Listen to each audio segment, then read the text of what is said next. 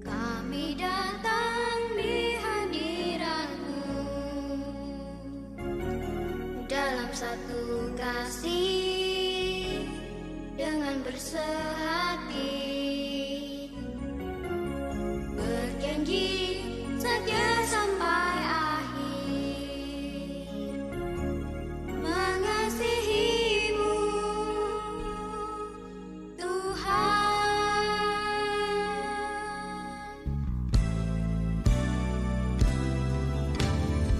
As we come into your presence, Lord, lifting our heart as one, and with one voice we sing. Promise to be faithful till the end.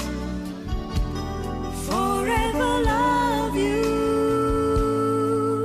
our God. As for me and my house, we will serve you, Lord. Together, forever, we will love you more. Your love is higher than the heavens, needed us as one. Great is your unfailing love.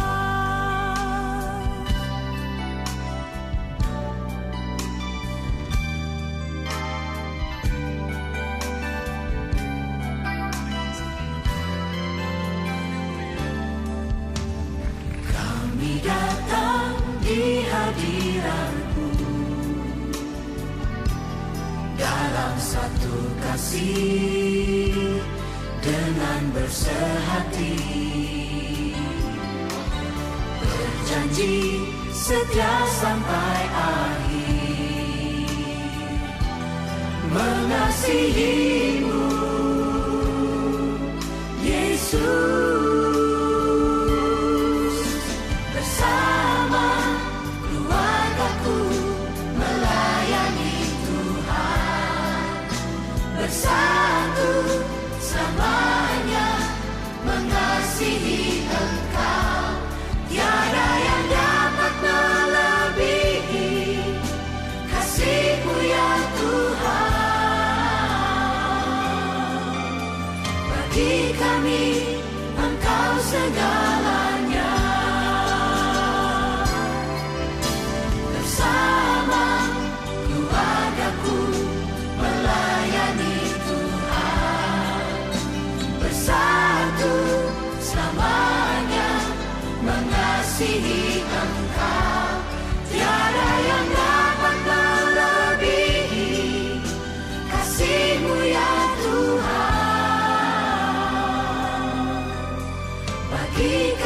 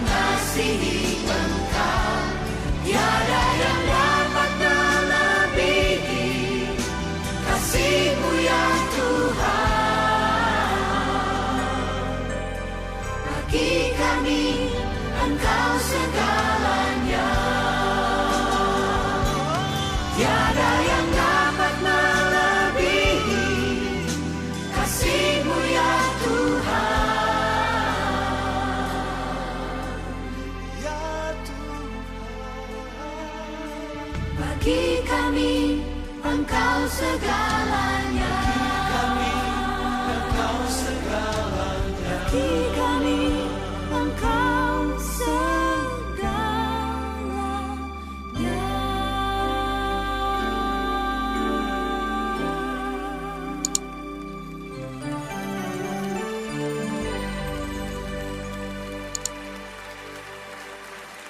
Bapak Ibu Saudara sekalian, kita membahas tentang hubungan dengan keluarga besar. Keluarga inti kita adalah pasangan suami istri dan anak-anak, tapi bagaimana hubungan dengan orang tua, dengan adik-adik kita, ya, suami-suami mereka, anak-anak mereka, dengan pasangan orang tua dari pasangan kita dan keluarga besarnya, ya. Bagaimana hubungan kita dengan mereka? Itu akan dibahas, sebab dengan membahas ini dengan jujur, memberikan pengertian dan dasar-dasar tentang hubungan dan prioritas dalam pernikahan, khususnya dengan keluarga besarnya masing-masing. Dengan jelas firman Tuhan, Kejadian 2 ayat 24 berkata, sebab itu seorang laki-laki akan meninggalkan ayahnya dan ibunya dan bersatu dengan istrinya, sehingga keduanya menjadi satu daging.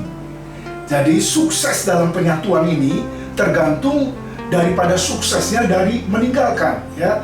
Jadi secara emosional, secara finansial, secara spiritual, secara mental, proses meninggalkan itu harus sempurna, ya.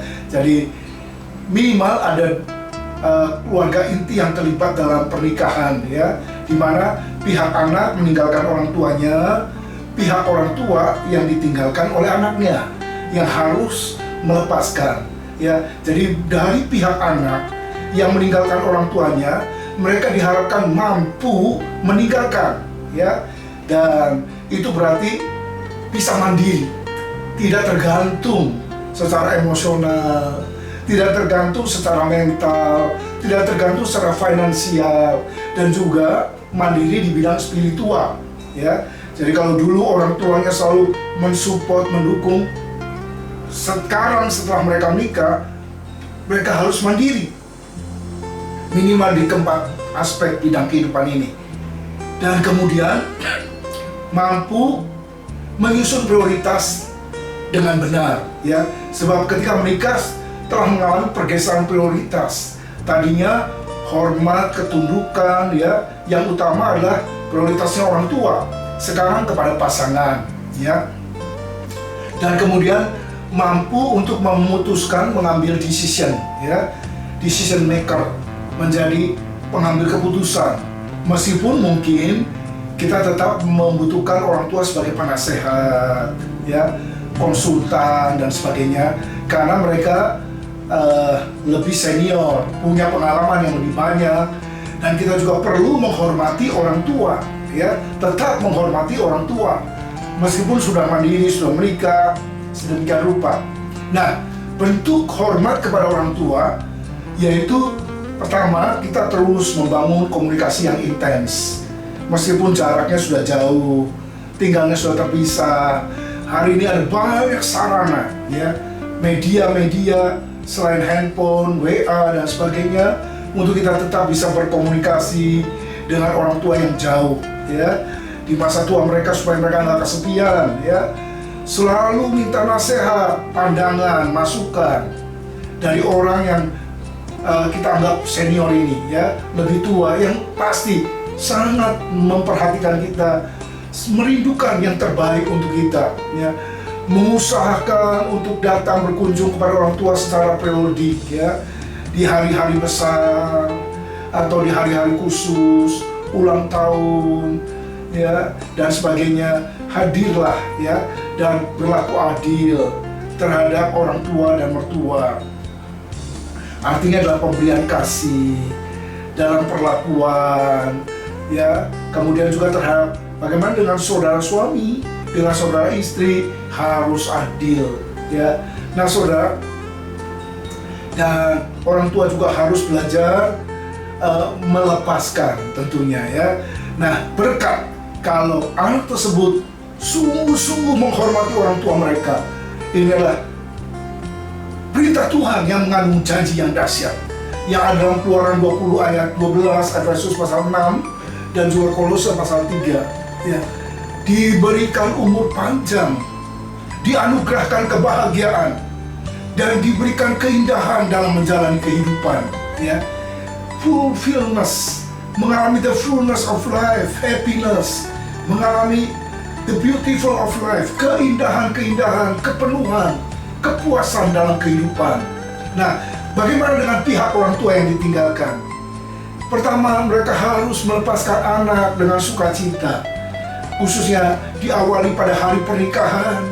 Secara orang barat dulu ya, mereka maju orang ayahnya dengan anak gadisnya, menghentarkan kepelaminan dan menyerahkan kepada sang suami. Berarti ada serah terima tanggung jawab. Lepaskan anak dengan sukacita. Nah, harus rela mengalami perubahan status. Dulunya mereka yang harus mengambil keputusan untuk anak. Sekarang anak tersebut harus belajar ambil keputusan untuk dirinya sendiri. Tentunya sekarang perubahan statusnya menjadi seorang penasehat, ya, dan memberikan kebebasan kepada anak untuk mengambil keputusan.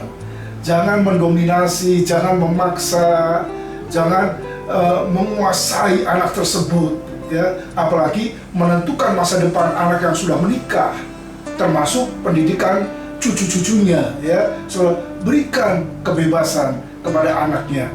Nah, jadi supaya hubungan itu terus terjalin dalam keluarga besar, ada hubungan yang tetap mesra, hubungan yang tetap indah, harmonis. Yang pertama, usahakan komunikasi berjalan dengan lancar dan baik, terus-menerus, intens, ya, dan bukan hanya secara umum saja, tapi bisa lebih mendalam. Belajar memberikan perhatian dan penghargaan, ya. Selalu memperkasai perdamaian. Ketika konflik muncul, masalah hadir, ya, berusaha menghadirkan damai. Dan gunakan sosmed sebagai sarana sharing, ya. Apakah bisa melalui Zoom bisa menggunakan WA group dan sebagainya, supaya bisa tetap terjalin fellowship. Sekali lagi, ketika ada hubungan yang baik dengan keluarga besar, maka pernikahan akan kokoh, ya, memberikan umur yang panjang, memberikan kebahagiaan, dan di atas segala-galanya Tuhan disenangkan. Karena firman Tuhan berkata, lihat betapa baik dan indahnya ketika saudara bersaudara diam bersama dengan rukun. Kesanalah Tuhan memerintahkan berkat hidup kekal selama-lamanya, ya. Dan ketika hubungan itu terjalin manis dan harmonis, itu merupakan support system yang memberi kekuatan kepada keluarga tetap eksis, tetap tangguh, tetap strong, tetap kuat di masa-masa sulit. Itu juga merupakan kesaksian baik bagi orang-orang di luar sana. Bagaimana hubungan kekeluargaan yang biasanya buruk, apalagi mertua dan menantu, tapi ini bisa berjalan dengan manis, dengan indah, ya, dan juga bisa menambah dimensi keberhasilan dalam kehidupan. Ini adding value, ya, nilai tambah.